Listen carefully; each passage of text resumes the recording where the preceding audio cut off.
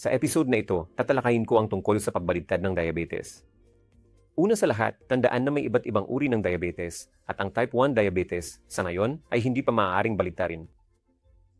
Pagdating sa type 2 diabetes, maaari itong baligtarin o mailagay sa remission, pero mangyayari lang ito kung magiging sobrang masigasig ka sa unang mga taon ng pagkakaroon ng type 2 diabetes.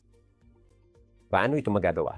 Kung susundin mo ang mahigpit na dieta at gagawin ito sa ilalim ng gabay ng isang dietitian, endocrinologist o senior na doktor, maaaring mailagay mo sa remission ang iyong type 2 diabetes.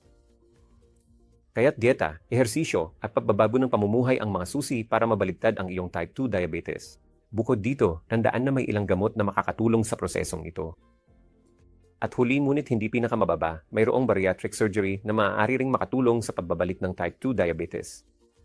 Mag-ingat ka!